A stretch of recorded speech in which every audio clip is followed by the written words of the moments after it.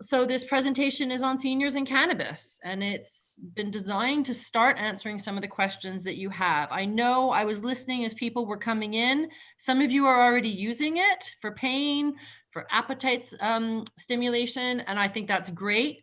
So we're going to have a couple of presentations, and then after each presenter, we'll have a period for questions. I look forward to hearing what your questions are. We're going to start. Many of you who came in have heard from Alain. He was helping us set up. We were checking his volume levels. We are going to put everyone on mute just so that we don't have a lot of background noise. And then if you want to turn your camera off, sometimes that helps speed if you're having trouble at home. So if your internet speed is a bit slow, you can turn your camera off and it might help you. No guarantees. So welcome everybody. Let me introduce our first guest. We have Alain joining us from Éducaloi. Alain Deschamps is a lawyer. After practicing criminal law as a defense lawyer, he joined Éducaloi to pursue his passion for access to justice. At Éducaloi, Alain produces and Oh, someone talking to me? No. No, it's just background noise. Right. If everyone can make sure they're on mute, that would be great. Alain produces and translates legal information into plain language for public consumption. He also animates online presentations for the public and in-person workshops for community groups. So we're very lucky to have him join us. And he's going to be looking at a little bit of the legal perspective. What are your legal responsibilities and rights if you do decide to use cannabis? So Alain, oh, and afterwards, we're going to have questions. Please enter your questions in the chat box. At the bottom center part of your screen, you're going to see a little icon that says chat. Click on that, a window will pop up. You can type in your question. I'm going to be taking notes, and then at the end of Alain's presentation, we're going to look back on the questions and answer whatever wasn't addressed during the meeting. So thank you again, everyone, for joining us, and welcome, Alain.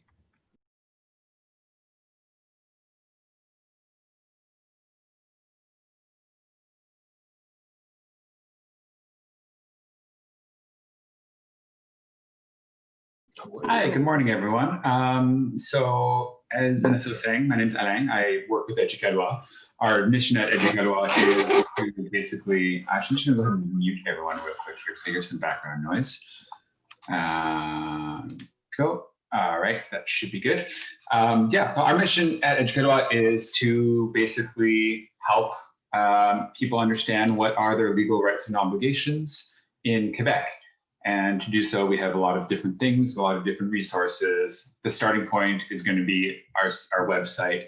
It has a very complete and up-to-date summary of basically the law as it relates to you. And our goal is to do it in very simple, easy to understand language, kind of everyday English. And it's there in both French and English, depending on your language of preference. So today we're going to be dealing with three major topics: cannabis possession, cannabis consumption and driving, as well as some of the rules surrounding what it's like, what are the rules around traveling with cannabis. And I mean, basic question, what is cannabis? It's going to be, there's all sorts of different names for it, but cannabis has a substance in it called THC, which is the psychoactive substance that actually does create kind of the high feeling. And you can legally consume it in many different forms. You can have it as an oil, as a flower that you smoke. You can have it in different kind of consumable forms. So there's really cannabis. When I say cannabis, I'm talking about all forms of it, whether you smoke it, you eat it, you vape it, whatever. It's just really hard to kind of like talk about one specific form. So, you know, when I talk about cannabis consumption or driving after smoking, let's just understand that it's just consuming the cannabis in general rather than any specific type of consumption. So in 2018, we've just passed the 2-year mark. The federal government legalized cannabis in Canada. What that means, practically speaking, is it went from being a crime to possess it unless you had some sort of medical exemption to basically recreational use is now allowed for people who are over 18, although in Quebec, that rule is a little bit different. It got changed last year. So the thing to understand with how this worked was the federal government in Canada kind of controls the criminal law. So it was a crime across Canada to possess cannabis. What happened in 2018 was the federal government decided to decriminalize it and allow the provinces to kind of regulate it in the same way that they might with, say, alcohol or tobacco. So this means today that different provinces across Canada have different rules around cannabis. So for instance, here in Quebec, you're not allowed to grow it, whereas in other provinces like Ontario, you can actually grow it at home. And that's also there's going to be different rules between different provinces. Say, for instance, in Ontario, they have private corporations that are allowed to sell online, whereas here in Quebec, it's basically only through the Sqdc, which is the Société Québécoise Is Cannabis. So it's important to note that, like, what I tell you here today, I'm talking about the rules in Quebec. They may not be the same in Ontario. They may not be the same in Nova Scotia. And they're probably not going to be the same in British Columbia. So first thing we're going to talk about is driving under the influence of cannabis. I know it says smoking here, but like I said before, there's many different ways that you consume cannabis. So when I say smoking, you should understand consumption of cannabis here. So just kind of to get us started for the day, I have a little poll here for you. There's a question here. You'll see we have someone who's 55 who's going to go to the Sqdc and is going to smoke a pre-rolled joint in public on a sidewalk in front of a restaurant. And then when he's done, he's going to get into the car and then going to drive home.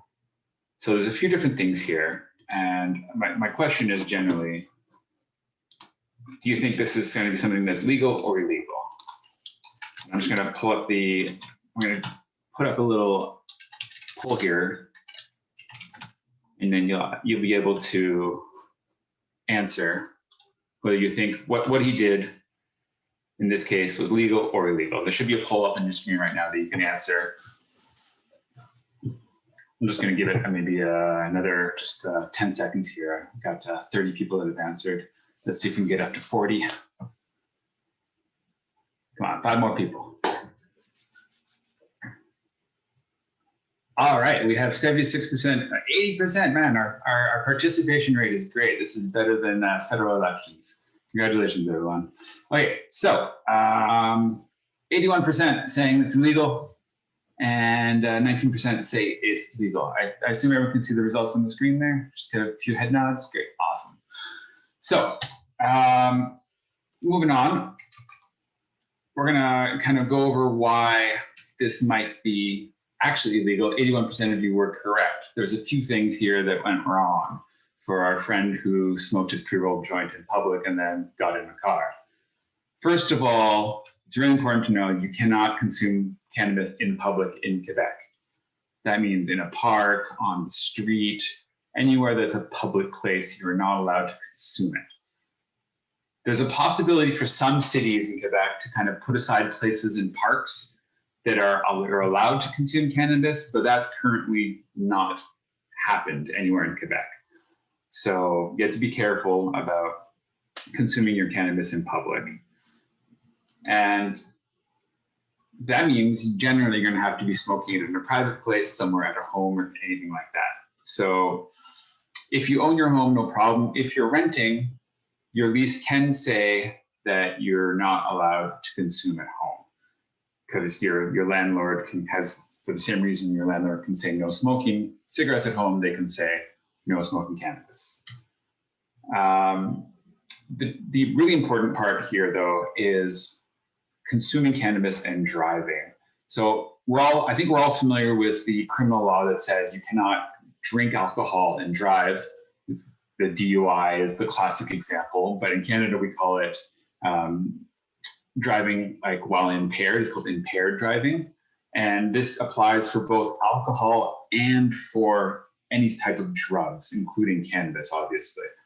So there are most people, I think, are kind of familiar with like the 0.8 limit. You can have 0.8 milligrams of alcohol per 100 milliliters of blood. Similarly with cannabis, there's a threshold, a legal threshold that's been established that that sets how much THC, which is the psychoactive component of cannabis, you can have in your blood, and it's actually quite low threshold. However, the Quebec government has decided to also implement what they call a zero tolerance policy. So you're not allowed to have any THC in your blood while you're driving. The thing is, though, even though that law has been passed, it's not actually enforced yet. And we don't know if and when it will come into force, but it's on the books. It's a law but it doesn't apply yet. So it's interesting. We're gonna wait to find out about what happens with that. So we know that the 5-year-old man who smoked the joint from the Sqdc, you're allowed to smoke. In fact, it's a good thing he bought it from the Sqdc, because if he bought it from anyone else, he'd be committing a crime. You can't smoke it on the sidewalk, and then you definitely cannot drive home with it. So just going to maybe, before we move on to the next subjects, I'm going to try to get through these three in like a pretty tight time frame here. I think I have around 20 minutes, as I understand. If you can see Ruth, if you want to nod your head if that's correct. I can see you. That's about right. Great. I'm cutting you off at 10:05, Alain. So strict. All right. Okay. Well, I don't want to upset Vanessa and Ruth, so I'm gonna try to stick to my schedule here. So there's a few things about kind of driving and cannabis that you should be aware of. So when you're in a car, you're driving, which is kind of a regulated activity. And because it's regulated activity, the police have a lot of powers when it comes to kind of patrolling the roads and keeping people safe. So they can pull you over. They don't need a reason to pull you over. And after they pull you over, they can check to see if you're driving impaired and to kind of verify if your car is in good working order. So when the government legalized cannabis, they also increased the powers of police. So when you're pulled over, they can actually ask you to blow into the screening device, which is designed to detect whether you have any alcohol in your system or not. And so they don't need a reason. They can just demand that you do it, and you have to comply. Otherwise, you risk being charged with a crime. And if they think that you've actually consumed any sort of drugs, they can also ask you to do a saliva test, which will be a screening to find out whether you may or may not have kind of that legal threshold of cannabis in your system. And if you fail that, they're going to take, if you fail either for alcohol or for drugs, they take you to either the hospital or the station where they'll draw a blood sample, and then they're going to determine whether or not you're above the legal limit. Last little point here, even if you're below the legal limit for alcohol or cannabis, you can still be charged with impaired driving. So say you're someone with a really, really, low tolerance for it for whatever reason, and even consuming a small amount of alcohol or a small amount of cannabis will really kind of mess up your kind of your ability to control yourself. If you're impaired by the drug, it's still illegal to drive, even if you're below what the legal limit is. So it's really important to kind of keep that into mind. So, because someone with a really, really low subjective tolerance could smoke the same amount as somebody else and be way more impaired, even though they're below the legal limit, and then they could be charged with a crime. So the second topic here is cannabis possession. This is the one that I think is probably the most applicable for everyone in their daily lives, because, you have to buy it from somewhere. You have to be able to have it on your person in order to consume it. And so the rules are obviously going to be a little bit, not a little bit, really important to know. So same story here. I'm going to go ahead and launch that poll again. Just give me 1 second here. Had a little bit of technical difficulties starting up here, so I'm just going to have to do them as we go here. All right, here we go. Here we go. Okay, so story is 16-year-old has 3 grams of cannabis and that he bought from a friend from a backpack at high school. Do you think that this person, what they're doing is legal or illegal?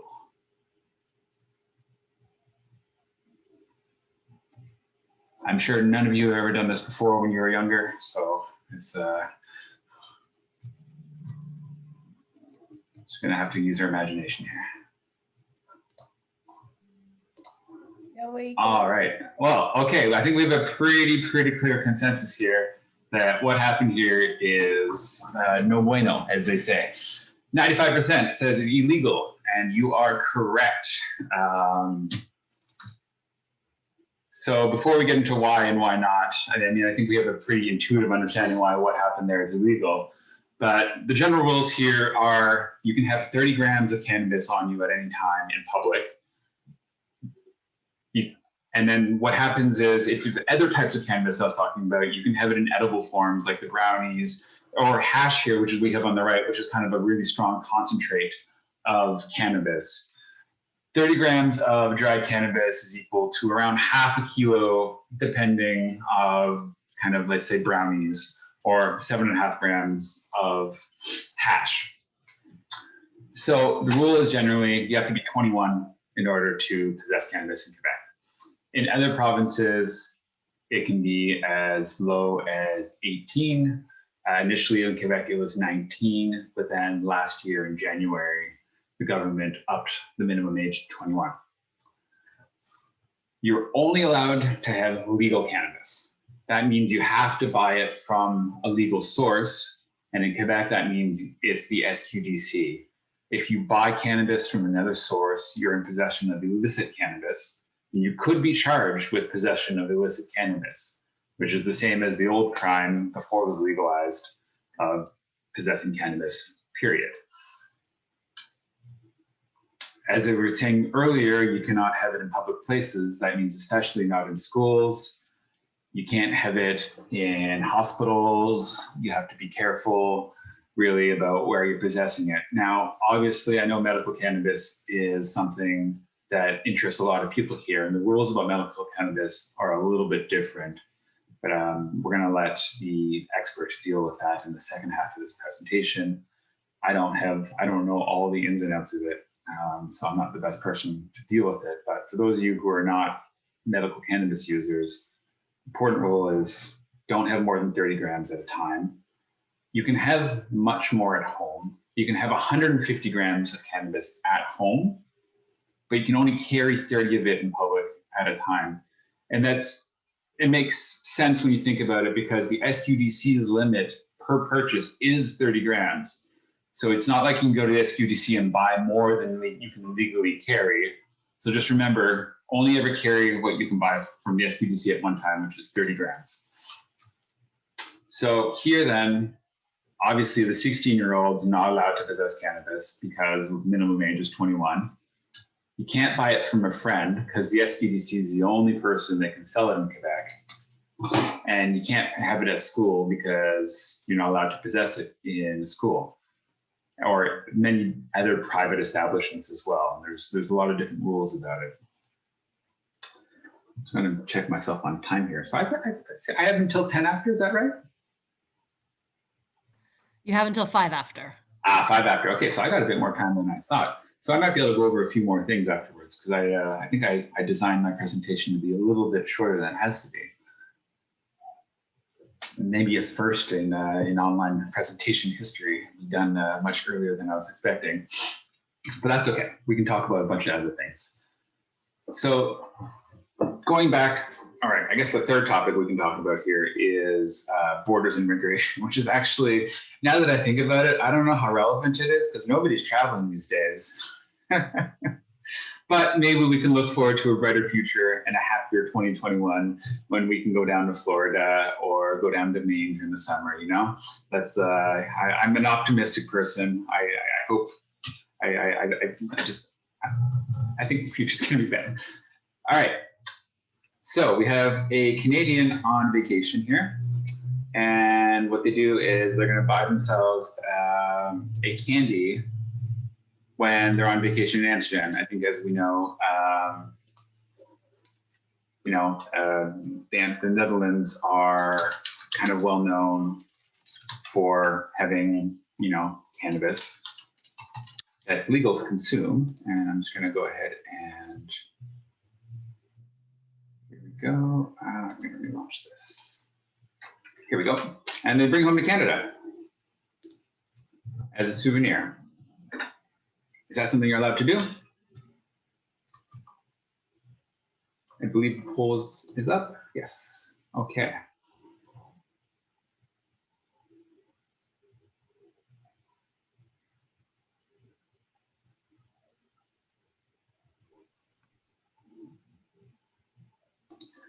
Okay. Where is it legal? So I heard a question. Yeah. Is it, if it's declared, is it legal? No, and so the reality is you're not allowed to cross borders with cannabis. Period. It's a pretty cut and dried rule. So even if you have legal cannabis somewhere else and you cross the border into Canada, you are not allowed to do so, because the only way you can have cannabis, possess cannabis legally in Canada, is if you bought it legally in Canada. So it doesn't matter if you bought it overseas and it was legal. You have to be really careful. You cannot cross borders with cannabis in Canada. And I think the government's been trying to put a lot of money into advertising this. I know when I went down to the States last year, there was a bunch of different signs on the border saying, be very careful, do not cross the border with cannabis. You can go from Ontario to Quebec, that's fine. You know, cannabis is legal across Canada. There's no problem. For people who are not citizens, it's a real problem, because it could lead to people being declared inadmissible to Canada. And obviously people who are temporary residents might end up not being able to stay in Canada if they, caught crossing the border. So really, okay, so I have a bit of time here. So what I'm going to suggest is I'm going to have a few other topics that I can cover really quickly. Just let me pull up a different little PowerPoint presentation. If you'll just give me 2 seconds here, I'll be able to do that. Here we go. So actually a really interesting story is, and I'll be able to share this with you now. Here we go, and we're off.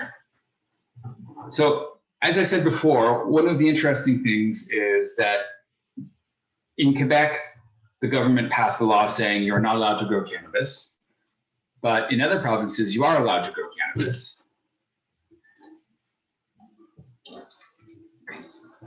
And this was actually challenged in court last year.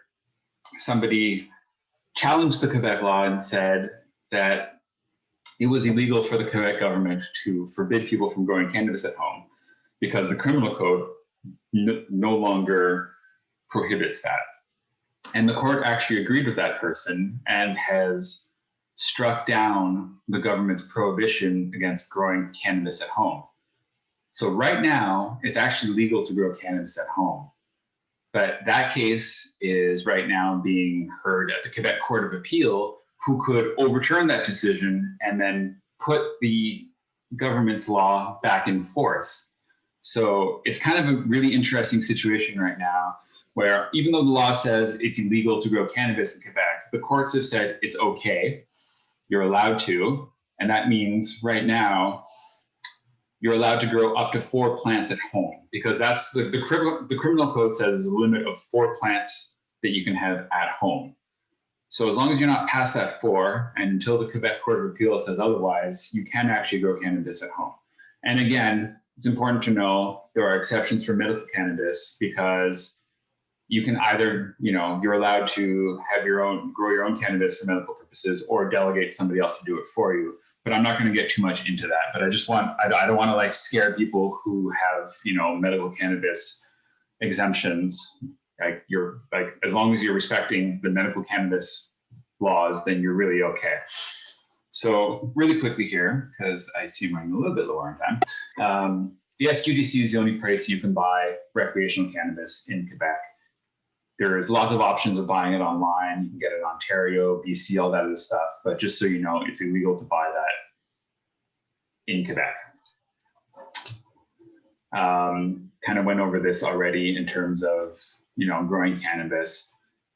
Important thing to note is you can't have plants that are flowering or budding in public. That means plants that can be used to propagate other cannabis plants. So that's kind of, I think that's a really interesting subject. And I think actually I might just call it there because I don't have time to go over another subject. I don't want to rush through anything. So that's okay. I don't think anyone will be mad with an extra few minutes to go to the yeah, washroom. I didn't think so either, So we do have a couple of questions, but I am going to let everyone, we had sort of scheduled a little break here. If somebody wants to stretch their legs, go to the washroom, make a cup of tea. Let me just double check Ruth's amazing agenda. I have a question, if I can ask it. Sure. Purchasing it in a store is different than purchasing in a medical clinic? Yes. Yeah, the Sqdc, there are certain places. That sort of. Sorry, can you say that again? I said, can you define that as to what the difference is? Well, in Quebec, the Sqdc basically has the monopoly on selling recreational cannabis. The rules are a little bit different for people with medical cannabis exemptions. I'm not 100% up to date on all the rules on that, so I'm a little bit hesitant to kind of get into that. I think that's going to be dealt with a little bit in the second part of the presentation. So yeah. I think I'd maybe defer on that one. There's one thing I forgot to mention though. This workshop is going to be recorded, and I see because Christian had mentioned wanting to know whether it'd be available again. But we should be able to provide this recording for people who were participating, as I understand it. Yeah, we're going to share the link for everybody so you can review this. And I do think that question of like the difference between the SAQ for cannabis, where you go and buy, or dealing through a clinic will be answered a little bit more in the second presentation. Exactly. So thank you all. You're going to have a few minutes here to make a cup of tea. If you could come back between 10 after 10, at 10 after 10, that will give you a few minutes. Feel free to come back earlier, and then we can go over a few of Alain's questions, or the questions you have for Alain, I should say. Okay, so a few questions came in over the break. Thank you for that. I appreciate everyone kind of reflecting and sharing what's come across your mind. So Alain, I have a couple questions for you. One that came up a few times was some confusion about whether or not people are allowed to grow their plants outside. Outside, like okay, so I assume they mean their garden. Yeah, I mean, it's a good question. If it's like a fenced in area that's not going to be accessible by the public, it's fine. You just can't like put it on your front porch. People can walk up to it, let's say you're living in an apartment in the city or whatever. But if it's in your property and it's closed in, you'll be okay. Okay, great. There's a few questions about CBD oils. So one, for example, are you able to cross borders with medicinal cannabis or CBD oils? No, CBD is a derivative of cannabis, and it's treated the same as cannabis itself, even though it doesn't have the psychoactive, kind of the same psychoactive qualities as cannabis with THC in it, for instance. So CBD, so when I say cannabis, I should have mentioned this at the start. Sorry, CBD, THC, cannabis, basically all the main derivatives from the cannabis plant, they are all covered under the same, they're all basically considered cannabis for legal purposes. So don't cross the border with CBD, don't cross the border with cannabis, even medical cannabis, because the American government doesn't care. For them, it's all the same thing. Okay. And what about the limits of how much CBD you can have with you? Are those sort of grams and kind of guidlines applicable to CBD as well? So like if you have CBD cannabis that's like very low in THC, you can have you can have cannabis that's super low in actual THC but high in CBD. It's the same. Same thing for oils. You can have THC oil, you can have CBD oil. Again, the same limits apply, regardless if it's THC or CBD. So basically, it's all treated the same. So it's, yeah. Okay. Okay, great. A specific question: can a landlord forbid you from growing a cannabis plant? Now, you talked about how this law is a little bit in limbo right now. So same rules apply for consuming. The landlord can say you cannot grow cannabis in your home right now. When the law came into force, there was a period of time in which landlords were allowed to retroactively modify leases to prohibit consumption and growing of cannabis in the apartment.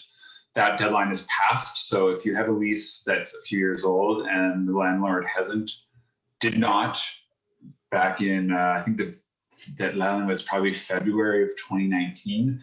I'm not 100% certain on that though, but it was something around there, sometime around there. If the landlord hadn't modified the lease to say you can't do it by then you should be able to consume in your apartment. However, if you sign a new lease, at any point, the landlord can prohibit the consumption and growth of cannabis in your home. okay, and another apartment question. What are the laws around smoking cannabis on your apartment balcony? On your apartment balcony, I'm actually not 100% certain about that. I I guess if you're going to play it safe, I kind of have to play it safe. I would say I would probably treat it the same way as you would with cigarettes. If you can't smoke it indoors and your landlord lets you smoke it outdoors, but again, I can't. I have to be careful not to give you an answer that's wrong because I don't want to get anybody in trouble. If in doubt, check with the landlord. Be my best guess or be my best advice. Yeah, I mean, fundamentally in all of these things, I guess play it safe when you have to, because some of these laws are still in the courts. Some of them, I mean, it must be difficult for the police when they come across things. They have to always check, okay, what's gone through in the last 24 hours? What have the courts decided? And on that point, actually, I would like to maybe put just a note of caution about growing cannabis is because it is before the courts right now. If you do decide to grow cannabis in your home, just pay attention to the news and make sure if the law does change back to what it was before, that you're paying attention to that, because you don't want to get caught 2 months later not being aware of any changes in the law. So I would just put a note of caution about that specifically. This is a good question. Is the Sqdc able to give medical advice on either a type of product or doses? So the Sqdc cannot give any sort of medical advice. They're not doctors. They're not qualified to do that. And I believe they just can't give you medical advice. What they can do is advise you about what are the effects of various products that they have, what are the benefits of a kind of an indica versus a sativa, what it would feel like for people, things like that. Maybe even help you with dosing. And if you're going to be wanting to try like edibles, for instance, like how to do that safely, or that it won't be super overwhelming for your first time. But they can't get into they can't tell you that the sativa is best for this medical condition, so you should have that. Like that's a doctor's role, and they're not going to go and do what the doctor's qualified to do. So I've had a couple people comment that it is actually only legal to recreationally grow plants in Quebec if you have a permit. That's not actually the case. Like I think that there's a little bit of confusion between growing for medical purposes and then growing for kind of your own consumption. For medical cannabis, you do have to have some sort of exemption under the the health. Okay, well, you need to be authorized to use medical cannabis and grow it for yourself. There's a Health Canada permit or authorization for that case. But just for regular people who want to do it for their own recreational use, you don't need a permit for those 4 plants that I talked about that you're allowed under the criminal code, whether it's in Ontario or Quebec or other provinces. But as I said, in Quebec, it's a little bit tricky because the law says you're not allowed to grow it, but the courts have overturned that, and we'll see what happens. Right. And then the last question I have here, and this is interesting because I believe this used to be the law, but does a homeowner now have to disclose that cannabis was grown in the home if they're selling the house on? I don't know. I can't. Yeah, I know it used to be the case. I mean, yeah, the best I can do is speculate about why it might have been in the case, because it would have been a crime potentially. But again, I like that's outside of my domain of I expertise. can actually answer this because my husband's a contractor. The reason is because when you have a grow op situation, often it was grow op situations, and it causes a huge issue with mold in a house because of the amount of humidity that's required for the plants. So often if plants were grown in the house before, you're almost guaranteed to have issues with mold. It makes sense. One of those things I know. Okay, I think that's everyone's questions that I saw in the chat. Am I missing anybody? Has anyone come? There's actually one that I saw earlier about condo associations. It's actually a point that maybe I should have dealt with before. If you're living in a condo, the rules can actually prohibit you from consuming it in public, in like common areas, and in terms of your private spaces, I don't have the exact answer whether condo associations can ban in your private spaces, but this applies, for what I'm going to say, applies for both if you're in your own home, your own apartment, if you're in a condo or whatever. If you smoke at home and your use creates a nuisance for your neighbors and it bothers them more than is kind of like normal for living next to somebody, then your consumption can be a problem, and they could, in theory, sue you for causing kind of neighborhood disturbances. So you have to be careful about, just because you can do something doesn't mean you can do it like to a point so much that you're bothering other people. So you have to be kind of reasonable in your usage in these situations. But unfortunately, I don't, off the top of my head, have the answer about the condo situation, because it's going to depend so much on what the contract looks like between different homeowners. So I can't give you a clear answer on that. Yeah, it sounds like there's a few things that are still kind of in process, and that defaulting to being careful is the best way to go. Thank you so much, Alain. I really appreciate it. I hope you can stay for the next presentation, but that was really helpful and very useful. Now, our next presenter, I'm just going to make sure she's with us. Anne Millette, are you here? You can take yourself off mute. Katya, is Anne on? Yes. Yeah, she's there. She just has to unmute herself. Yes. There you go. Fix the camera, it's a little off. Okay. Fix the camera. Hello. There we go. Hi. Can you hear me well? Yeah, I can hear you. Can everyone else hear? Yeah. Thank you. For the camera up just a little bit though. Let me just put my glasses on. Okay, I'll do a quick intro while Anne is looking for her glasses. Thank you again. My eyes on. There we All go. right. So Anne has joined us. She is a biologist and an experienced pharmaceutical specialist with over 25 years of experience educating healthcare professionals on new medication. She also worked as a medical product expert and educator for major cannabis licensed producers. She has extensive knowledge of how CBD and THC and other cannabinoids affect the body and how it can help many elements. So Anne, thank you for joining us. She's going to speak a little bit about the different types of cannabis and the potential medical benefits for seniors. Thanks again, and over to you. Okay. So just press this. Yeah, there you go. Just one moment, guys. So just to let everyone know, we're going to handle questions the same way for Anne. Feel free to put them in chat. I'll kind of go through them. Apologies if I miss anything. They are sort of coming in quickly. Yeah, just one moment. And so thank you. And we'll get to them when Anne has done her presentation. All right.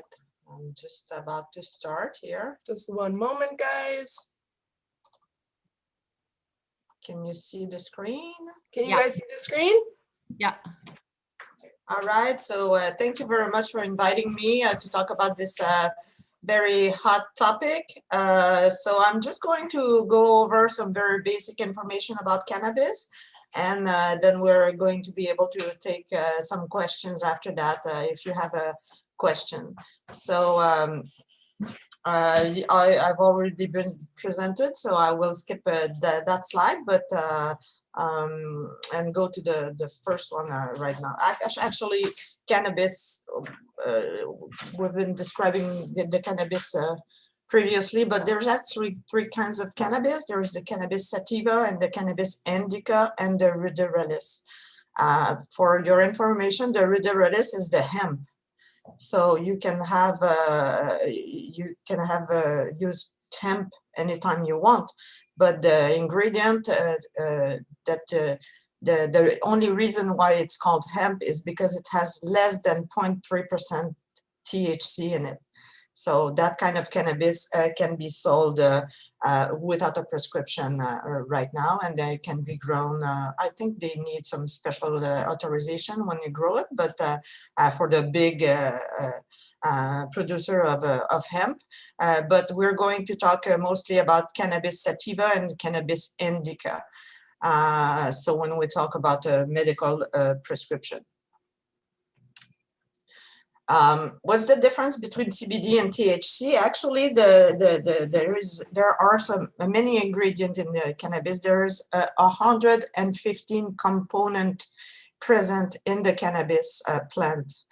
The only two that we're talking about mostly is CBD and THC for the medical use, but the THC is the one that gets you high.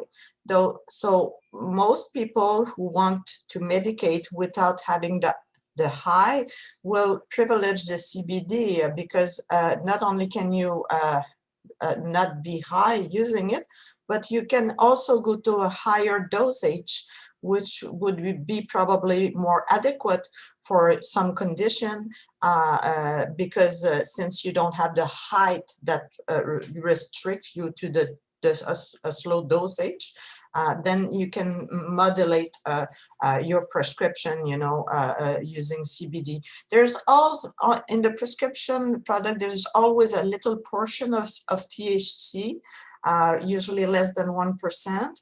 But when you have a high dose of CBD, it counteracts the action of the THC. So you will not get high, even though there is a little bit of THC in the medical product. However, if as it's been said before, if you have to pass a drug test, that the THC may show in your drug test because there is still a little bit of it.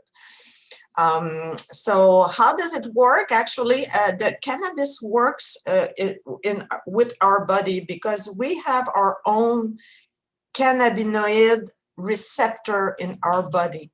So our body, all the vertebrates, cat, dogs, humans, they have an endocannabinoid system. And this endocannabinoid system has some, actually some,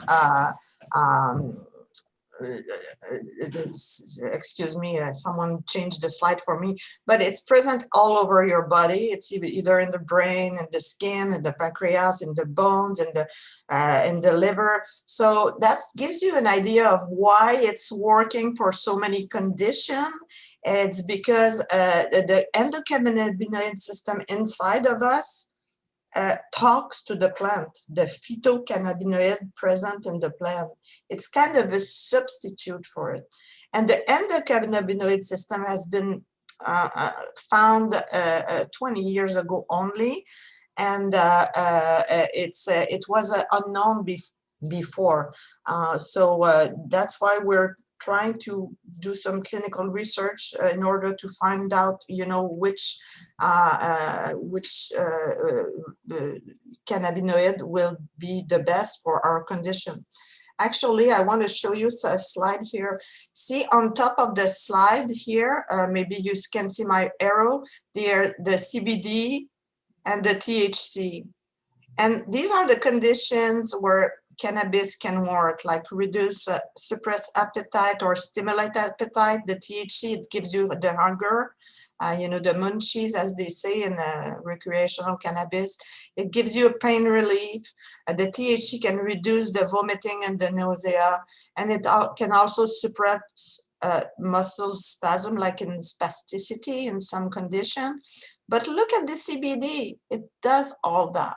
So when you use the CBD, you can have all the relief you need without the high of the THC. But also what this slide shows you is that there are, like I said, 115 other components, but THCA, THCV, CBN, CBD, they are all molecules that are being studied right now to find out what best place they could have in the medical condition.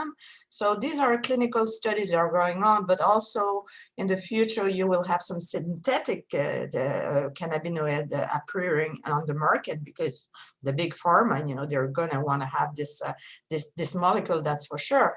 But actually, when the molecule in the plant is too unstable, like, you know, when you grow the plant, you have sometimes 10%, 9%, 8%. It's not always the same. So in the pharma, they really like to have how many milligram per gram. So it has to be precise. So that's the reason why they're you keep on studying the molecule and trying to, you know, work with them. So this being said, you know, this slide shows you clearly how many conditions it can be helped, a medical condition, with the cannabis, and why it's worth you know, exploring it. Because opioids, actually, when you're using it for pain, there are some big side effects. There are some danger of overdosing and even dying of using opioids, while cannabis has no lethal dose. You cannot die from cannabis. This is absolutely impossible. It's never been seen in the humanity. Theoretically, you would have to smoke 600 kilo in 15 minutes to die from cannabis. So it's absolutely impossible. So this is a safe product. Another thing I would like to say, actually, if you're experiencing any of these conditions, anxiety, arthritis, autism has shown some excellent result, chronic pain, epilepsy, you know, children are being given CBD at high dose at St. Justin Hospital. I have a lot of neurologists I used to work with that are giving cannabis for epilepsy in adults. Multiple sclerosis, it gives you less spasticity, it makes you sleep better. So there's many more conditions that you know, you can explore, you know, to relieve some condition. How to medicate is also very important, because not nobody wants to smoke cannabis, but in the medical field, the smoking can be useful. For example, if you have a panic attack or if you have a migraine coming, you want to have a relief right away. But mostly, you would like to have a pill, for example, an edible, something you can eat, ingest, that will be effective for 12 hours. When you ingest the cannabis, you have an effect of 12 hours. When you smoke the cannabis, you have an effect of 2 to 3 hours only. So you can imagine, if you have chronic pain, for example, you would want to go to a medication edible instead of smoked, which is also easier to consume in your home, you know, discreetly. So you could have a relief that lasts, you know, all through the day and all through the night. For example, if you take cannabis for sleep, if you smoke a joint, you'll wake up 2-3 hours after, because the effect is gone. But if you take an edible cannabis, the effect of on your sleep is going to last until the next morning. So this is another advantage of ingesting cannabis over smoking cannabis. So there are also some precautions to use cannabis. First, if you use other medication, most often when they're psychoactive, like a benzodiazepine to sleep, or antidepressant at low dose for pain, or at higher dose for depression. All the psychoactive medication that you're taking are likely to be, the side effects are likely to be enhanced. If you take medication like that gives you dry mouth, like some do, then you may have a drier mouth using cannabis, especially with the smoke one for this one. But these are the side effects. You can have drowsiness, fatigue, dry mouth. You may be confused. You may have an increased heart rate because THC. Most of these side effects are THC side effects actually, because CBD has literally no side effect in it. Unless you consume it too much, you may be a little fatigued because it's kind of a sleeping pill, when you overdo it. And memory impairment also, so you cannot drive using cannabis when there is THC in it. So why should I, ask for a prescription? Because, when you go to the Sqdc, of course, you can have access to all the cannabis, but which they are not allowed to give you any medical advice first. So they won't. All they can tell you is what it smells like, what it looks like, what it costs, and that's about it. If you ask, will it help me sleep? They will say, go see your doctor. They're not allowed to give any medical advice. So if you want a good advice and you want to give it a shot at cannabis, you have to go to a clinic where they can take you in charge, follow you, have a doctor meet with you by Skype usually, and they can have, based on your condition, suggest you the best cannabis for your condition. For example, if you have epilepsy, you'll never use cannabis with THC. You will go full CBD all the way. So this is very important to be well followed. And the cannabis clinic, like the medical cannabis consult clinic here in Saint-Anne-de-Bellevue, gives you the opportunity to be well followed and to have the answers that you deserve to have when you try to explore this medication. So, whoops. So I don't know where. I can explain that after. Okay, but So well, I think we can stop here and maybe. Francis, maybe you can go sit down and explain. Oh, this. yeah, Okay. let's go that. I will have Francis from the Medical Cannabis Consult Clinic explain you how to get started, okay? And then I come back for the question. Is that okay?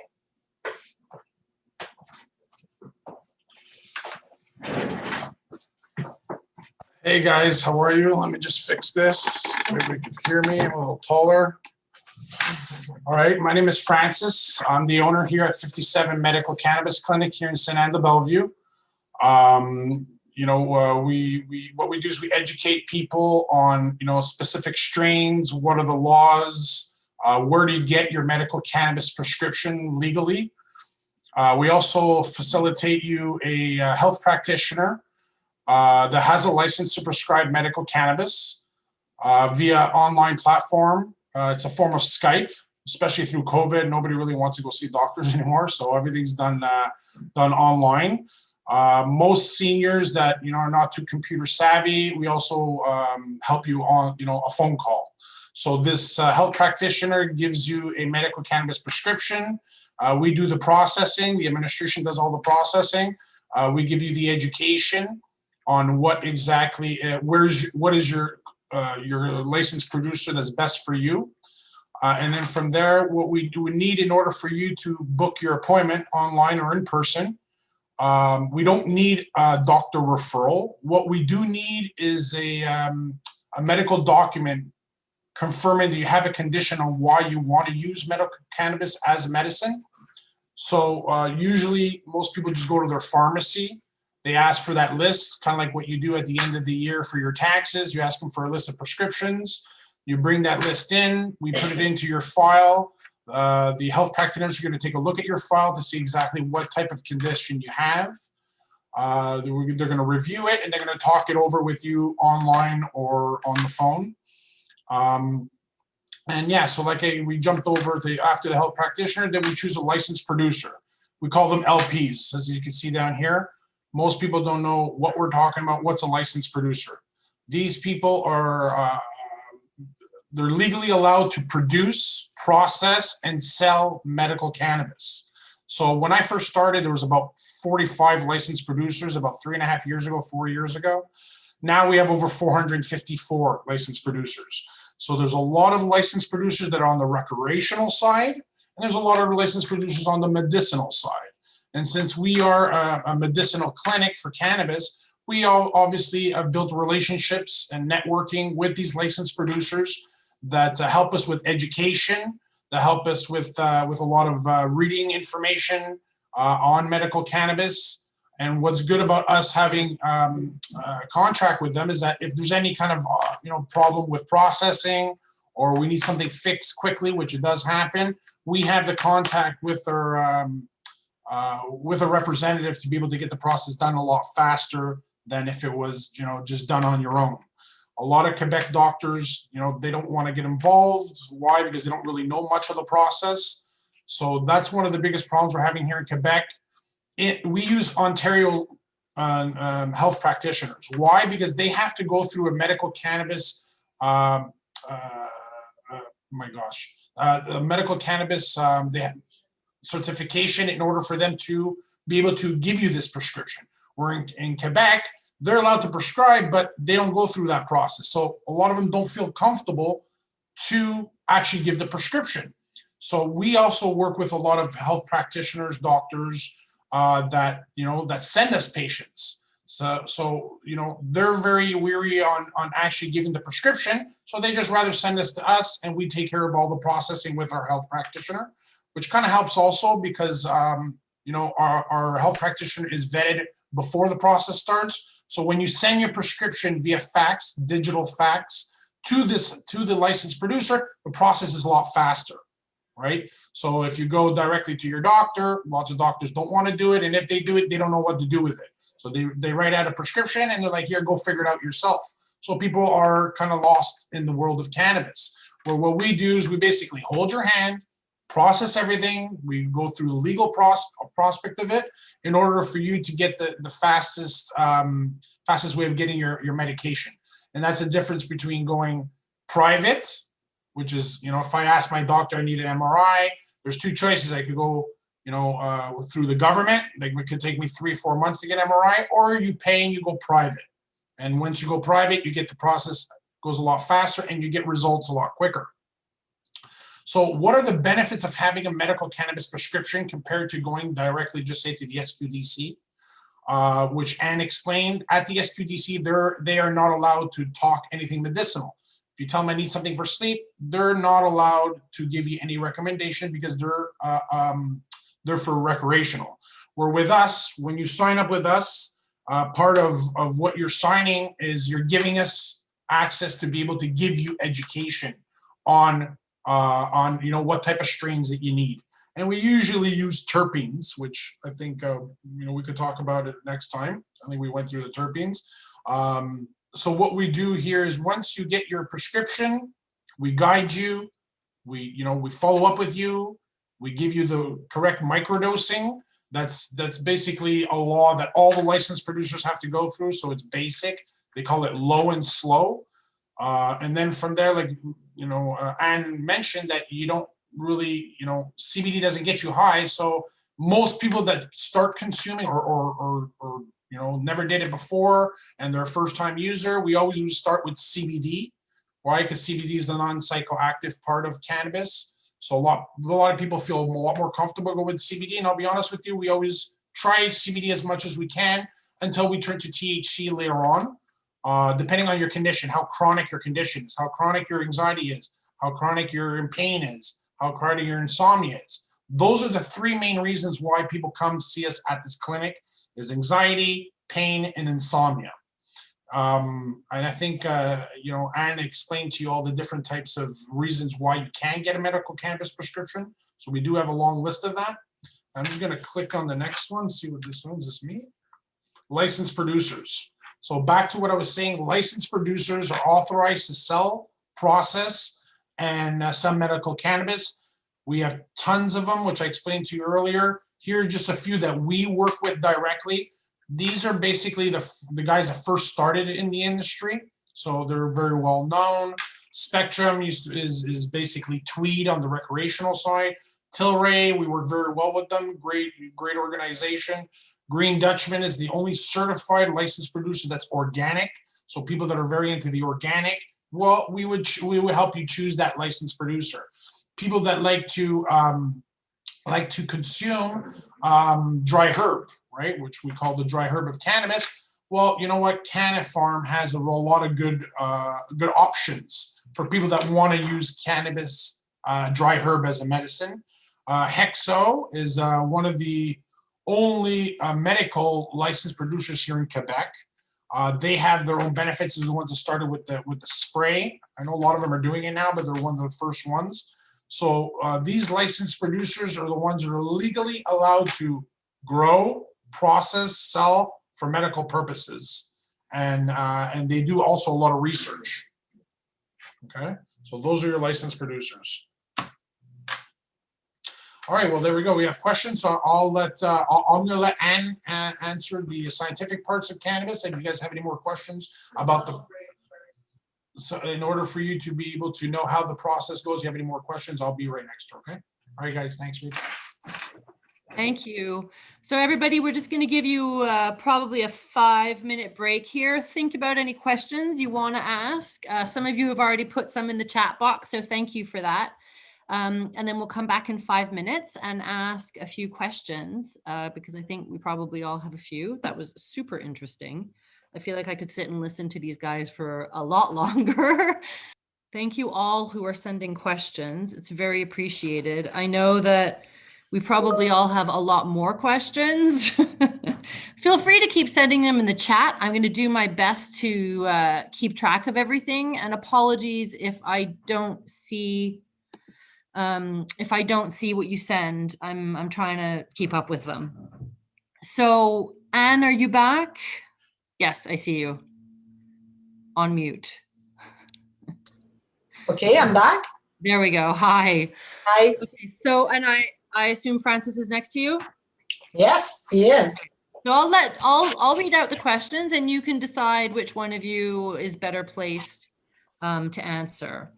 So the first one I think is a really important question, and that's, are there any medical conditions in which cannabis could be harmful or is not recommended? Actually, there are some precautions to take when you use cannabis, and the best person to be able to answer that is first your doctor, and second your pharmacist. So if you are taking cannabis, I suggest that you tell your pharmacist when you go getting your prescription from other medication, because the cannabis you will not get in pharmacies. It's being posted by you. It's being posted to you by mail.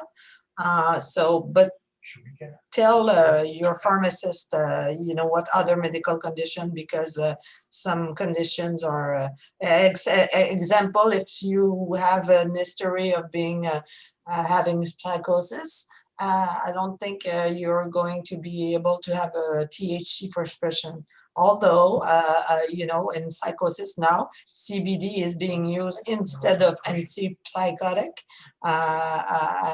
So, there are some exceptions, but yes, you have to, there are some medical conditions that doesn't allow you to use cannabis. Okay, well, that's good to know. Oh, this is a good question as well. Could you over time develop a tolerance to doses of cannabis? Actually, there is some addiction, but some tolerance. It's very low.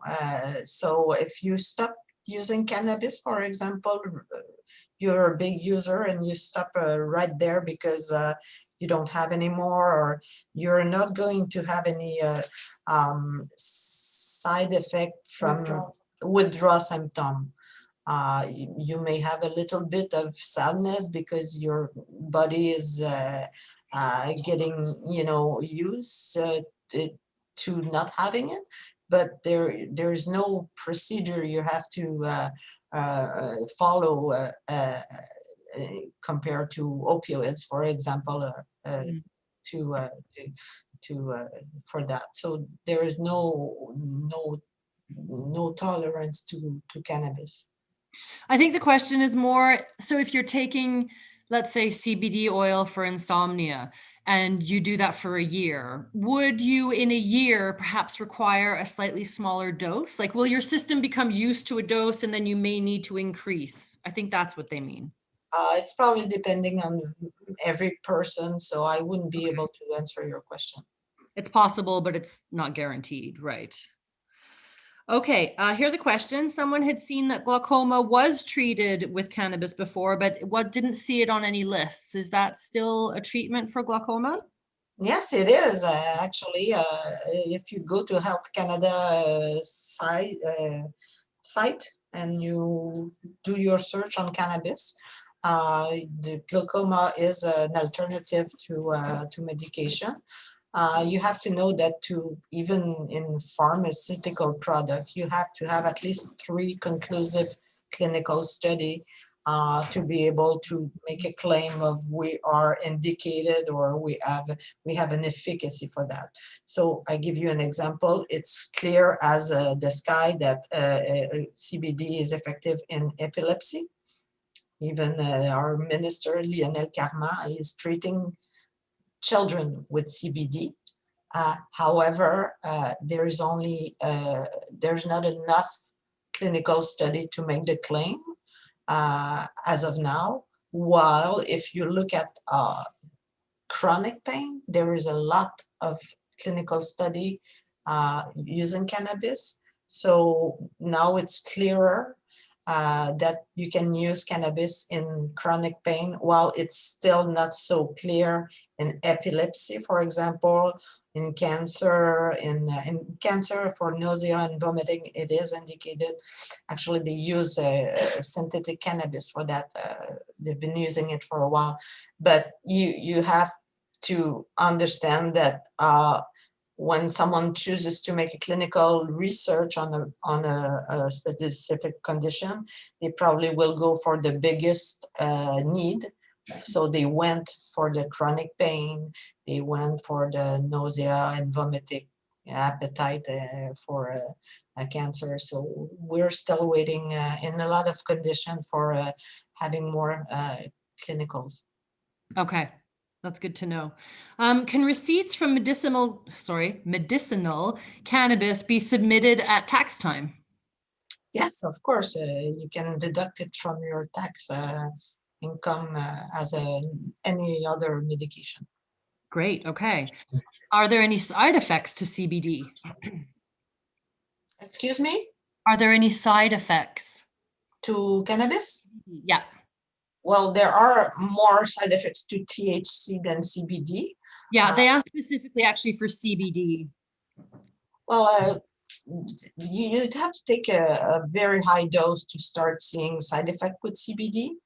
But as I said before, there are some side effects, which, it's anti-anxiety, for example. So if you overuse it for anti-anxiety, well, you're going to be very not anxious, almost sleepy, if you overuse it.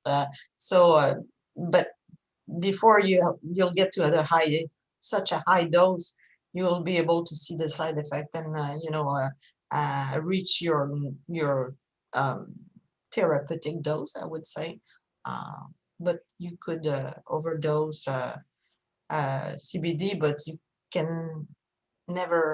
can have side effect with CBD as well. It's not because it's non-psychoactive that it's non-active, Yeah, no, that's a good point. I think people aren't always aware, but you're right. And then this is another question, I guess. What are the laws around using CBD and driving? I'm not the specialist of the law. I thought that he was there before. Yeah, I Maybe don't think can anyone ask, asked about CBD. I guess the question being if it's not psychoactive.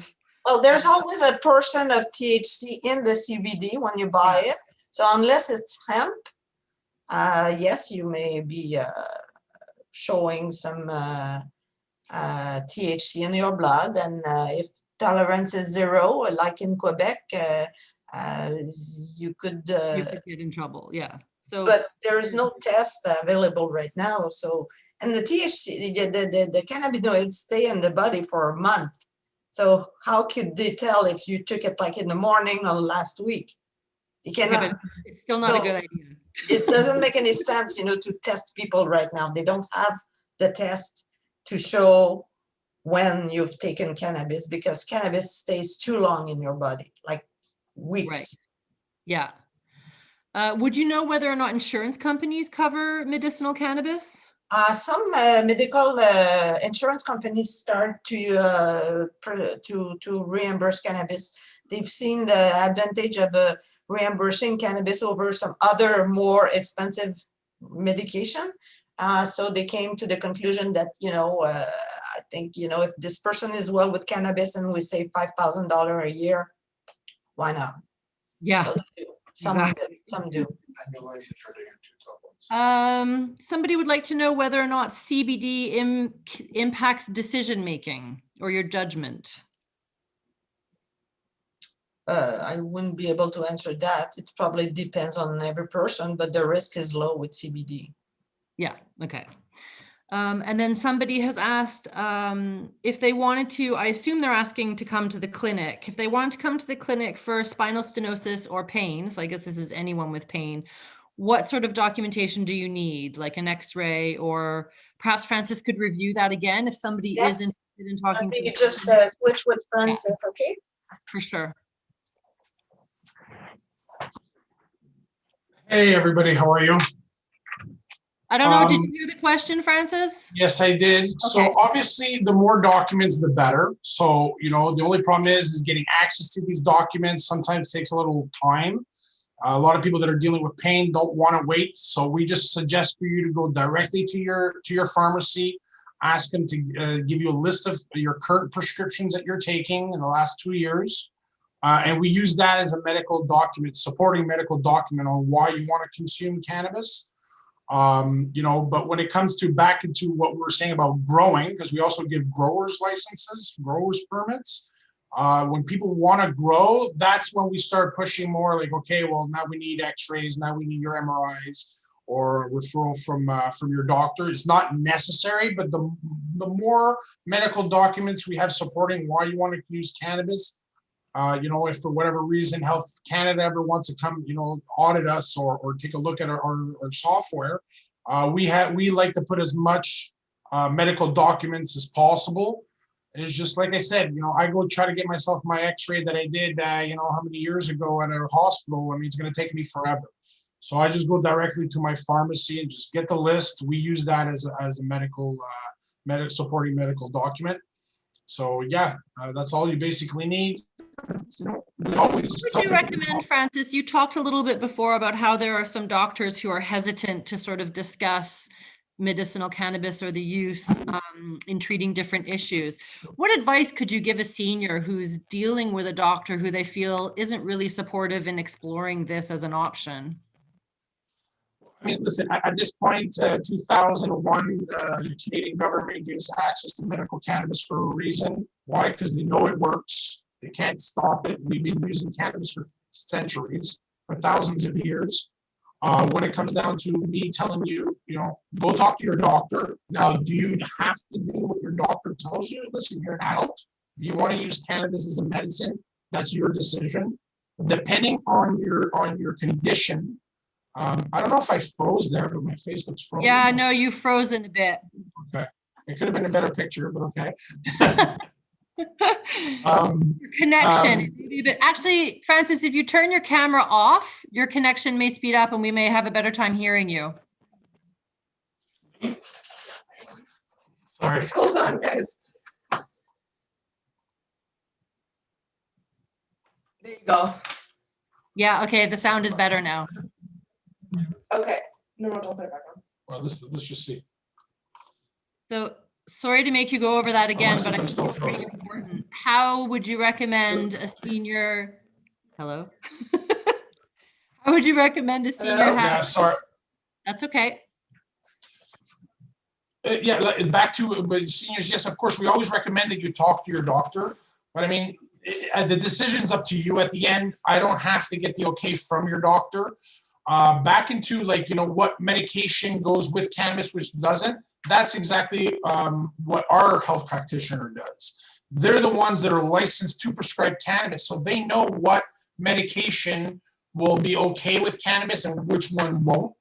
And that's when you kind of see if, you know, I think our only one that we had was because the patient had dementia and they were on too much medication for the health practitioner to risk their license, so they refused them. I mean, that's 1 out of 500 people. Most people do get processed and, you know, are allowed to consume cannabis. But that's back to what I was saying. We facilitate you a health practitioner that has a license, that knows about cannabis, that's been doing it for a long time. So the questions you're asking on, you know, is this medication okay with cannabis? Is this one okay with cannabis? Well, those are questions you do during the interview. The interview is between 5 to 10 to 15 minutes, depending, you know, how the discussion is going. Those are questions you could ask directly to them. They're the experts. They know exactly what is the answer. So just to be clear and to say that again, so people understand, you don't need any kind of referral from your physician. You don't need your doctor's okay to contact a private clinic to have this discussion. They can just go ahead and contact you, correct? Exactly. And I mean, we always recommend to do it, but I'll give you an example. I know some people that say, oh, well, I want to talk to my doctor, and they're a cancer patient. And the doctor's like, no, don't do it. Well, guess what? A lot of people, what do? They listen to their doctor, they don't do it. But we have a lot of people also like, you know what? I talked to my doctor, he told me not to do it, well, I'm doing it anyway. You know why? Because some people are fed up, especially if people are going through chemo or going through something that did nausea or something that's not feeling well or a lot of pain or they can't sleep or your anxiety levels out the roof. You know, some people just take it in their own hands. You know, we're adults, you're legally allowed to do it. It's not that you're not. And then, you know, the results are there. And that's what it comes out to, is that you don't need a doctor referral to get a medical cannabis prescription. And the other thing that Anne pointed out that I think is worth reiterating too is that if you have questions about medication that you're on in particular, you can go to your pharmacist. They have your file, they know, so you can speak quickly to them. So that's the only problem with going to your pharmacist is that they don't know much about cannabis either. Here in Quebec, you don't have to go through a process to go through like a course of cannabis. I mean, Quebec is like 10 years behind Ontario, 15 years behind BC. Okay, so a lot of the education that I've done, the workshops that I've done, and that's how I got my experience, because there was no classes when I first started. I did workshops and I went to expos and I listened to a professional MD or a doctor talk about cannabis, because they went through the process to get their license to prescribe. Where Quebec was so far behind and they realized that people were just getting off black market or just don't really know what they're doing. Well, they gave everybody the okay for doctors. Okay, you guys are allowed to do it. But a lot of these doctors are very scared of their college and don't want to prescribe because they never did a course. So they're not professionally enough to give you that suggestion on what type of medication goes with or without cannabis. So that's where we facilitate back again. It's somebody that has a license that went through a course in order for you to get the best education. Can I ask a question just to follow up? Is there a list that is available of the clinics that have that available service? For it, like, where would I find out whether there is somebody in my area that has a clinic? You could Google that. You know, that's something you do your own research. You know, like I said, Quebec is about 10, 15 years behind. So there's not too many clinics that a lot of people will feel comfortable going into. Or, you know, we offer online services. So you can. I'm looking for something in my general area, which is Western, yes, like the area around the Muck Hospital would be a good area. And I know that there's supposed to be a clinic there, but I don't know where it is. Yeah, well, I mean, like I said, I don't know all the clinics. Sorry. I don't know all the clinics. That's something you can research yourself. But we do offer everything online. Really, maybe someone can, if you can send a message to one of us and let us know what area you're in, we can Google it for you and help you find the closest place. Okay, Yeah, no problem. So Francis, I've had a couple of questions wanting to know for seniors who are on a limited budget, what's the cost of a consultation with either your clinic or a clinic like yours? Okay, so there's two different types. There's clinics that go through the government. Those government clinics takes about 8 to 9 to even a year to even see a doctor. Or you could go private, is what we offer here. We normally charge $299 plus tax, which you can't claim it on your taxes at the end of the year. Or, and also your insurance companies, just like Desjardins, Manulife are the two ones that I know off the top of my head that do cover medical cannabis, including the prescription. Now for seniors, we give compassion pricing. It's $199 plus tax. The process, instead of taking 8 to a year to see a doctor, our process takes 7 to 10 working days, and you have your actual prescription and ready to be able to make your order. Especially seniors, we know a lot of them are not too computer savvy, so we actually do the processing of registering yourself online with the licensed producer, helping them get their password in order for you to be able to order online. Everything's done online, including our service. If you want to use our service, you don't have to go to actually physically come here. Everything you can register online. You can do it over the phone because a lot of people are not computer savvy. Once you've got your medical cannabis prescription, we go from A to Z, give you certain type of microdosing that we follow the guidelines by Health Canada, and also picking your strains and picking what's best for your condition, and following up, of course. Does anyone else, before I thank our presenters and our amazing organizer, Ruth Pelletier, does anyone else have any other questions? Sort of general questions for either Alain or more specific, Alain, sorry, for any legal sort of questions, or Aunt Shirley's waving her hand at me. Go ahead. I would like to know how we can contact Francis. I don't, we can't go there. So what's the phone number we can contact him? Francis, could you put your contact in the chat, please? Yeah, and it'll be on the screen too. Hold on, guys. Right here, all the information is there. So if you could take that down. Thank you. Email And address. we'll also put it in the chat, okay, guys? You can copy it worst case. Does anyone else have any other questions? Thank you very much. It's on every single side. Okay. And also, we also have a website that you can follow us up on. We give a little bit of education on cannabis. It's right here at the bottom. Right here at the bottom. Guys, we can also send out all the information. We'll send out the information as well so that everybody has it, because we have a list of attendees. Some people have left and they may want it, so we'll send it out. Does anyone else have questions? Oh, Jeannie? Go to mute. There you go, you're off mute. Okay. For the glaucoma, which I've had for quite a number of years, what exactly does it do? Or would I have to go to my ophthalmologist, or like how would I go about something like that?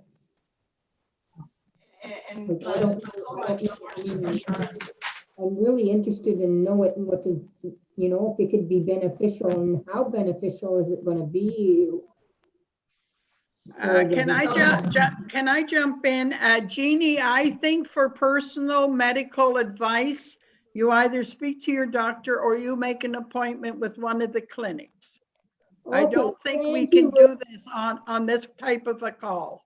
Yeah, apologies to anyone who's asked for specific things like dosage. Nobody can give medical advice in this kind of environment. And if you have personal legal issues, please don't ask Alain. Can't give you legal advice either. These are for more like general general sort of questions. So Can you anyone hear who's me? in the chat, all that information that you were asking about the clinic is there, but also, as Francis pointed out, you can Google to see what's available in your area. If you're having trouble, you can send us an email and we'll try and help you. There aren't that many private clinics from what we understand, but we'll still do our best to find you something. And also just to make a just quick in note, guys,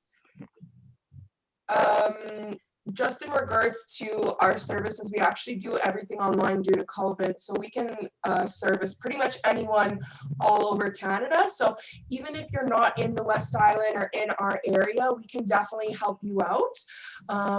Like Vanessa and Francis mentioned, we don't have very many clinics in Quebec due to laws and regulations. And being slow to getting anything opened. However, we can definitely help you even if you're not in the area. And also just to answer Miss.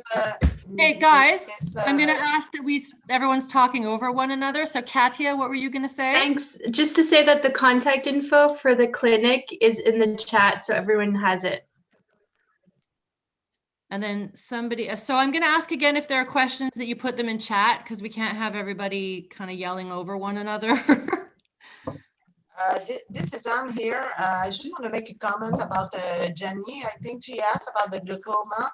I know I'm not supposed to answer any medical question, but I'm not answering the question. I'm just saying that in the clinical studies that we have on glaucoma, it lowers the intraocular pressure of the eye, which helps in the glaucoma. That's what they found. This is the reason why they will use cannabis to lower the pressure in your eyes. Okay, great. Thank you for that clarification. So I'm not seeing any other questions. Thank you all so much for joining us. Thank you again to our presenters. I think that was a fantastic session.